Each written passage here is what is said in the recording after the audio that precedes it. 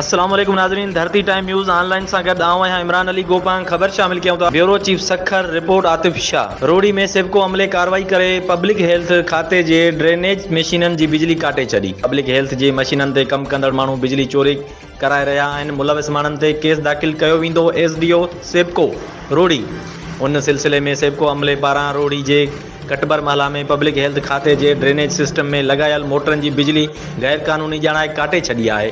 सेवको SDO फ़हीम balcony जो चवणु आहे त पब्लिक हेल्थ जे मोटरनि ते कमु कंदड़ प्राइवेट माण्हू न सिर्फ़ु मोटरूं चोरी जी बिजली हलाए रहिया आहिनि पर हू पैसनि जे एवज़ बिजली चोरी बि कराए रहिया हुआ, जंहिंजे करे ॿिए पासे राब्तो करण ते पब्लिक हेल्थ एसडीओ नियाज़ अहमद शेख जो चवणु हो त गुज़िरियल 6 महीननि खां ड्रेनेज जे मोटरनि लाइ कनेक्शन मंज़ूर करायो वियो आहे। 6 महीना गुज़रण बावजूदि मीटर नथो लॻाए ॾिनो वञे।